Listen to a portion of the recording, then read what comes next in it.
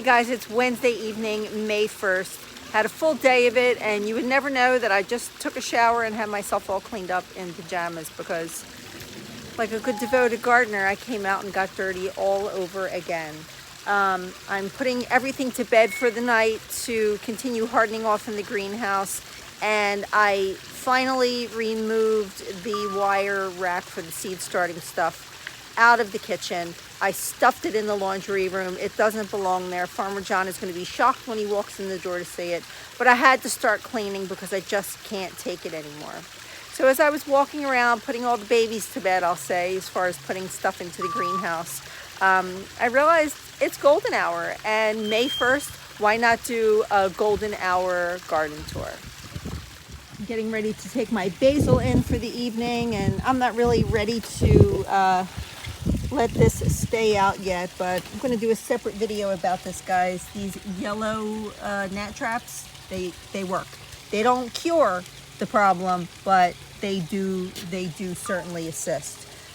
This is all looking really beautiful. It's smelling highly fragrant, and even my lime basil has decided to show up. So, oh my goodness, there is so much going on. Oh, let me turn you around this way real quick. Here's one of the pots that I made for all of these. Are one of my butterfly garden pots. So this is Tithonia. All of this I've grown from seed. I haven't bought anything yet as far as starter plant. Every single thing is from seed. And right now we're estimating that we probably have close to $5,000 worth of inventory at its current maturity, which is overwhelming in itself. So here's one of my many Tithonia that are growing leaps and bounds in this summer-like weather. You know, the past few weeks has been hot like June. But as a bad gardener, once again, I've digressed. I forgot to put individual tags in everything, so I don't really know which dill I'm dealing with. It doesn't really matter. One is an elephant dill, one is bouquet, one is something else. I totally can't remember because I am so tired. I threw a few snapdragons in here. We have some flat leaf parsley. There's some curly moss parsley back there. So when the butterflies come and if they decide to have babies here, they will lay some eggs here. So, which is really encouraging. And they will, what I meant to say is they will have plenty to eat. I am extraordinarily tired, but I have to show you, we have not weeded over here yet, but look at the size of the strawberries that are starting to come on. These are all volunteers that kind of just ran, and we didn't get a chance to clean them up, but my chives have gone to seed, which is always really beautiful, and all of my thyme is doing really well. It's out here to harden off on its own, and it's doing really good. Well, you know what? That's the only thing I bought this year was the magic carpet, or no, trample me thyme from QVC, and the magic carpet thyme I grew from seed.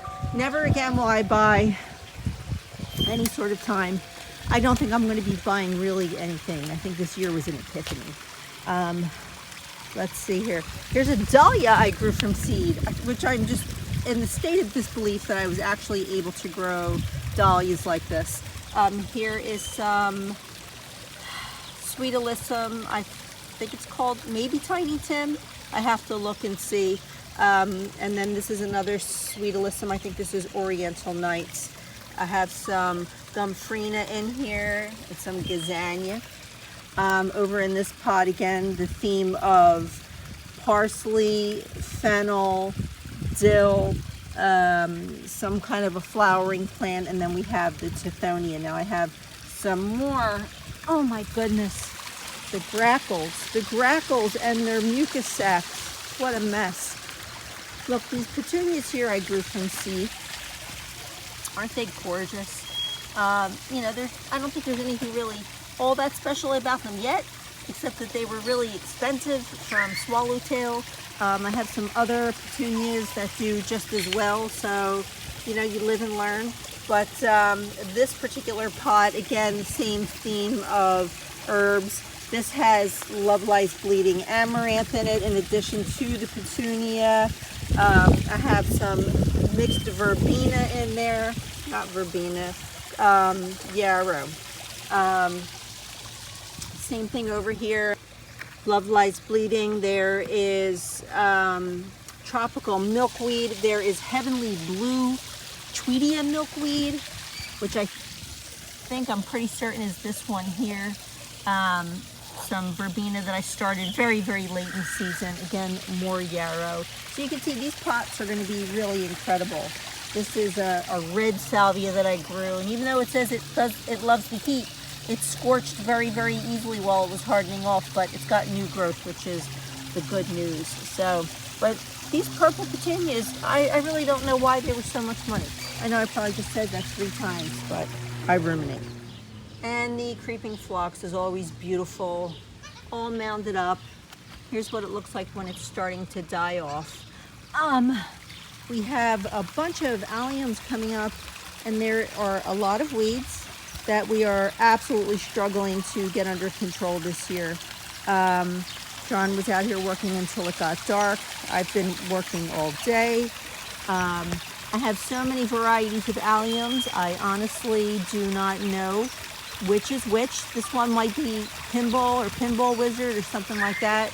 I think that this guy over here is a Gladiator, I think. And I have some white ones, pink ones. They're coming up all over the place. So I've also planted in this bed some random things. There's yarrow. There are a few more Mexican sunflowers in here somewhere. See if you can spot them, because I've already lost sight. Well, I see one. I am a squirrel, you guys. I am a professional squirrel. I see it. I really know how to just stash stuff away in these beds. There were some bulbs I planted. I put in some of the Lucifer Firstcomia, so that'll be coming up. There's red gladiolas that will be coming up in here as all of the spring bulbs die down. Summer bulbs will be replacing them, and then mixed in there are all the different varieties of flowers that I have. So I'm looking at something that I planted. I forget what it is. I'll have to figure it out. I don't remember why I would have put that over there, but let's see. What is that? I forget. It could be Canterbury bills. I don't really know, and I can't believe I forgot. Here's my wonderful little Landguard raised beds that I did the video about. Everyone seems to be pretty excited about these. I'm still excited that they held up so well. I have some radishes that I planted, and oh my goodness, look at this. I got to pull these out tomorrow. Wow. The heat really brought them out today, so I've got to get these guys harvested tomorrow. They did not look like this big since when I was out here since this morning. They just grew that quickly. Wow, okay. I should probably actually harvest these tonight. That means then I'll have to wash them. So here's some more. And then I have a new addition over here. I got this wonderful wind spinner last year at Costco. It was the very last one, and I don't know, these things were at least 40 bucks, weren't they? I got this for, I think, $7.97 or something like that. It was the last one. So I put it together promptly today. I don't know if this is its final home, but I thought that I needed to see it. It looks pretty cool, so I'm happy to have it. I have some beautiful clematis blooming over here. Wow. I am discovering all of this with you live as I find it. Ooh, that's pretty. I'm going to have to get that up onto its trellis. Gorgeous clematis. I didn't even know it was blooming. There's some pink. Oh my goodness, the things you discover in your own garden. Lots of bulbs, you guys. You should be getting a good show of this. Let's see if there is some more. Yep, another one over here. Wonderful. The ever-present iris we have blooming all over the property is absolutely spectacular. Look at all of those weeds. It is totally polarizing.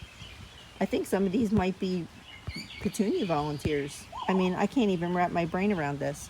Farmer John's usually meticulous about getting these weeds out, but we've been everything has been about erecting that wall out there. And we have another delivery of soil coming Saturday morning because we never finished this patio. This area here was just put in for support because we have all this exposed stone dust. So we wanted to make sure we kept our edge, but this is going to be surrounded with boulders, and then it'll be like a rounded area and it'll be filled with soil. And then we're going to put more of the creeping phlox in, so that will bloom in the spring, and there will be a nice shape of boulders here. And in these corner beds here, I started with some apricota cosmos. They actually germinated really well. You know what did not germinate was my apricot lemonade. So there is some more alliums, as you can see. Alliums never disappoint. And then we have, I think this is going to be a different color. We got all of these from Costco in the fall. So very exciting to get those planted. Let's see what else is coming up. Well, the first chamomile of the season has bloomed. Always lovely, but oh, it smells just like green apple. Always beautiful, but it's just so invasive. Oh, look, we have a little ladybug here enjoying some chamomile. Hi, little girl. Now this whole area here is still pending. This is going to be a small, very DIY outdoor kitchen-y type area. For a lack of better words, we're calling it an outdoor kitchen, but we are going to be building a small pillar wall, and we have some slabs of granite from when we redid our kitchen. We'll be putting granite pieces out here and just a paver area for the grill, and we'll be stabilizing that out here because I just don't like starting the grill that close to the house. These are the Tommy Bahama solar landscape lights that I got about a week ago when they went on sale. And last night was the first night that they were charged and they lit up, and they actually added some ambient lighting. And I liked that. I thought to put them in the corner of this bed because it reflected back off of the galvanized, which was very, very cool. So if they still have some more next week when I go, I might buy some more. Who knows? I do think that we'll have some strawberries. I'm over here in the volunteer area. There are so many strawberries, and I can't wait for this net to come so we can get this whole area situated, because I'm just seeing how many strawberries there are actually. It would be so sad for this to just be, you know, a feast for the slugs and the birds when there's so many. I stopped buying strawberries because they don't taste like anything after you've had homegrown strawberries. So I'm hoping to get enough to get them into the freezer and have them all through winter. So, you know, if we eat them sparingly as a treat, just one or two at a time, well, maybe a little bit more than one or two, but it'll still be nice to have them. My blueberry bushes are covered in flowers, and they have actually started to berry. So this net has to get here tomorrow, and we will be showing you how we construct all of that. Our blackberry bushes went crazy. These are thornless blackberries that we bought from the same place we bought our blueberry bushes from. They are Duke blueberries from DeMayo's down in Hamilton. I'm trying to focus in on this little bee back there. I don't know if you can see him. He's burrowing himself into the flowers, which is wonderful that the bees have something to eat. I'm very, very happy about that. But these blackberries, they did really good last year. They did serve us up some really big, beautiful berries. There's no thorns on them at all, which was really incredible. And here is a late season raspberry. It didn't produce for 2 years. We didn't know what was going on with it. And then finally, late last summer, we got fruit from it. So we assume that it's some late blooming variety. We also got this at the same farm. So right now our blackberries are so heavy, they tore the cage down. So we have to get this pruned. It's a little late to prune it, but we have to get everything under control before we put the net up.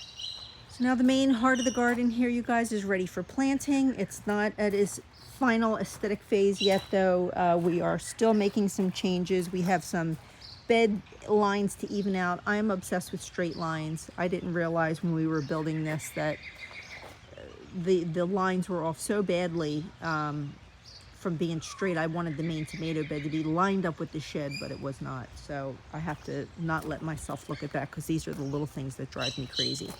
But we think that maybe Friday night we're going to start corn.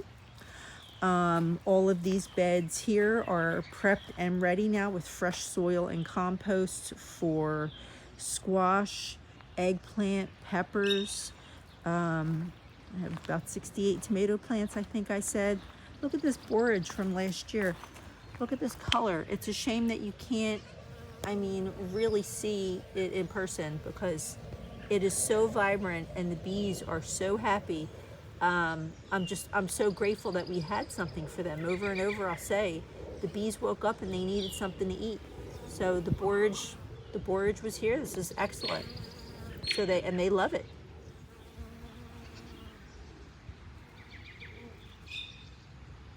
Same thing with the white borage. They are all over it, absolutely loving it. This is really, really beautiful back here. Again, I sowed this last spring. I don't know why it finally decided to show up now, but I don't know if you can see all these beautiful purple flowers that are open. The whole entire back of our fence line is covered in that vinca that I showed you in our last video, where it was like $40 some for a flat. We never planted this vinca. This belongs to our neighbors in the back. And it's a beautiful variegated vinca, and it gets these beautiful, incredible flowers. This is the best it's ever looked yet. I have not seen it in bloom to this extent. It's very, very colorful. It keeps the rabbits out, so we allowed it to go. Now, this is what happens when you have vinca as a volunteer. Imagine if you plant a flat of it, what it's going to do. Now, if you have purpose for it and you don't mind that the vinca is going to take over like this, it works great for areas, this does not need to be watered. It's a great xeriscape plant. It doesn't need to be fertilized. It's low maintenance. It's no maintenance, except if you're trying to control it. So yeah, it really took over. It's everywhere. So Farmer John works really hard to keep the vinca under control, but it also took over the back corner where we have our golden arborvitae and our burning bush.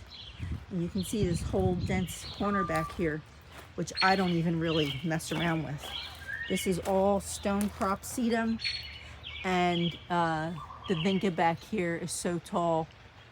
A family could have moved in back there of some creatures, and I wouldn't even know that they lived back there, because I just don't go back there. But this is an example of a true mixed ground cover. Talk about squashing out the weeds. So this beautiful bush turns bright red in the autumn. Really beautiful. So anyway, this time next week, I will be planting out. I've decided. I think I'm going to plant out Wednesday. I have to get my schedule lined up, but depending on how the weekend goes, I might be starting to add some stuff sooner.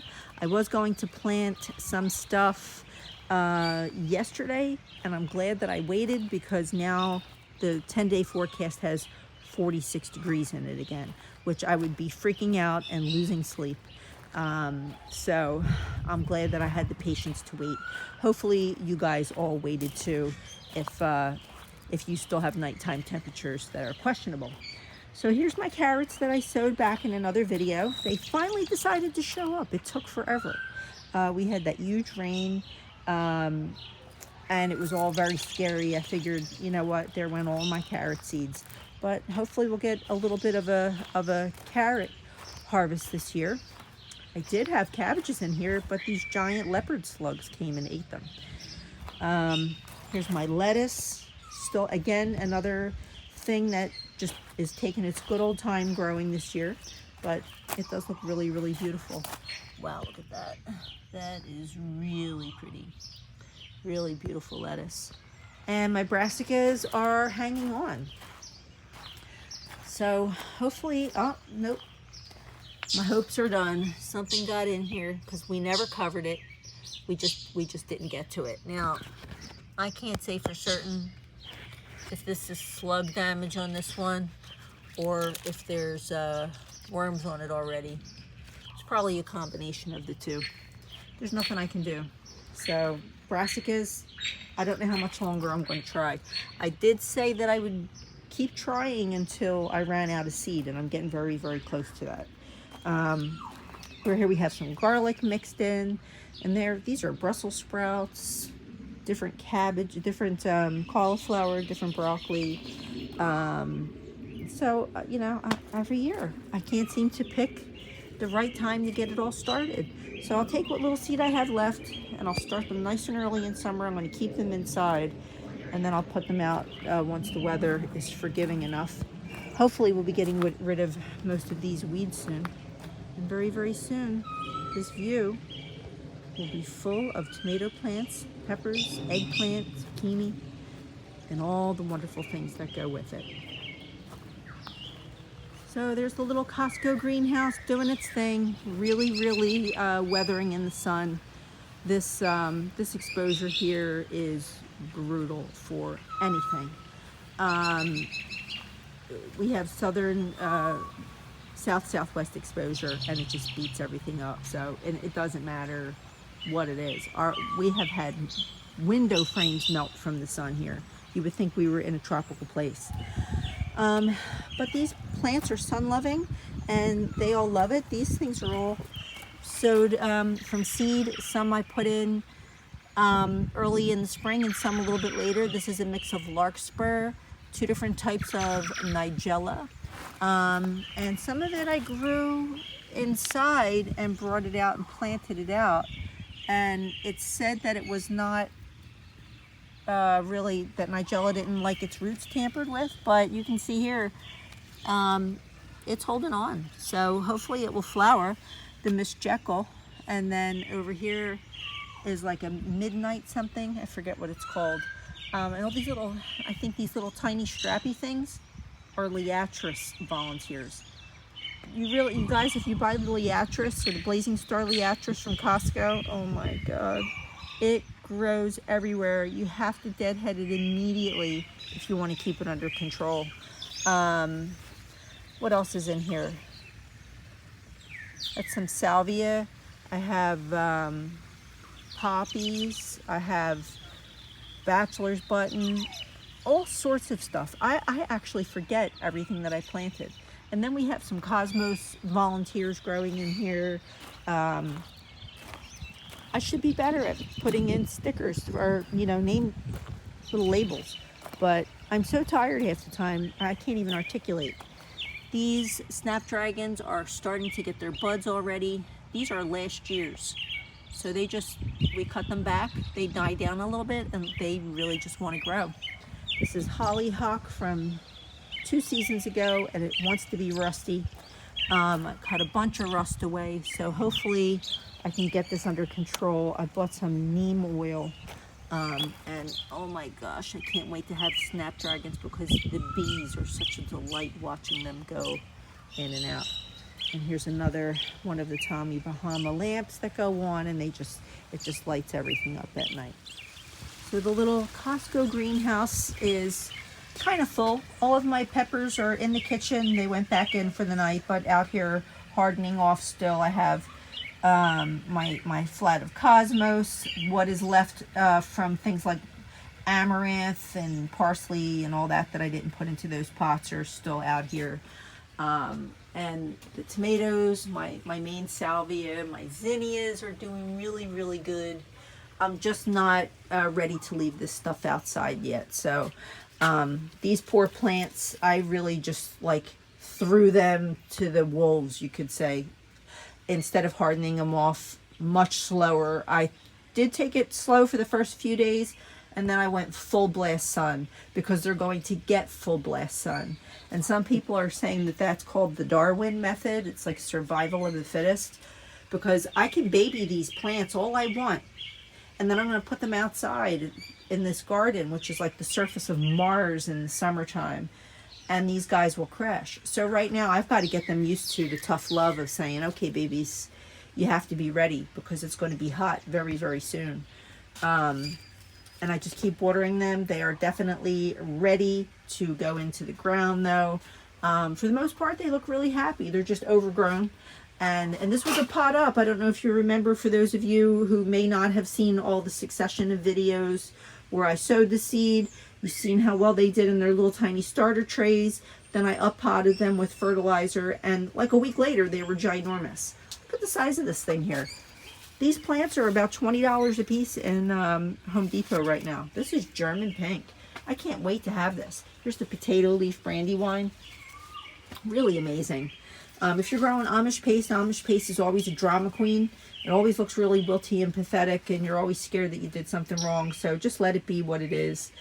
Dr. Witchy's Classic Beef. These guys are looking really good.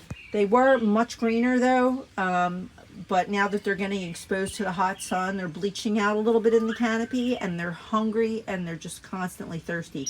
So remember, if your plants are getting big and you haven't up-potted them and their roots are wrapped around themselves and they're starting to get pale, don't sweat it. They're just hungry for some nitrogen. They need some blood meal and some bone meal. And when they go in the ground, you give them a Tums, a little bit of slow release fertilizer, some worm castings, and they'll bounce right back. So these guys want to have flowers soon. So, however,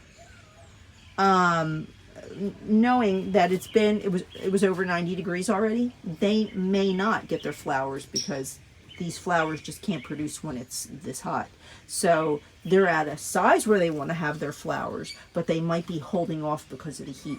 So I just want to correct myself there and make sure that you realize, if you're just growing tomatoes for the first time and you're dealing with the climate change and the heat, if you don't see blossoms right away, it's not most likely not because you did anything wrong. It might just be too hot. So in this case, a shade cloth might help if you have one and it's in your budget. If not, you just got to keep them watered and hope for the best. So this lettuce looks good. This is the Merlot and some Vivian Romaine. There's some Butter King in there, Rouge Diver, red sails. I like to put these inside of the green stalk in just their individual tiers because I'm not a green stalk person. I realize I just didn't like the way it worked. I'm just taking full advantage of the size of the cells, but these smaller ones here are from the dollar store. So look what you can do with the dollar store container, you guys. This is the Tom Thumb lettuce. This is salad bowl mix from Botanical Interest. And this is tennis ball from Baker Creek. Also from the dollar store are these little elongated planter pots. All my kale is in here right now, and it looks pretty good. This red Russian is an absolutely gorgeous variety of kale, and then this is the red scarlet. Now, if I transplanted this into a bigger bed, this would all get huge and wild. But we're about to have the cabbage loopers go bonkers on us, so I'm just not going to take the time to plant it out. I'm just keeping it watered. We'll use it while it's still young and tender, and then we'll eliminate it for the summer, and I'll grow more in the fall. Well, you guys, so that was our first golden hour garden tour for May 1st for 2024. So, it's funny. I'm always thinking of you guys when I'm walking around out here. There's certain people I chat with and I've actually become friends with.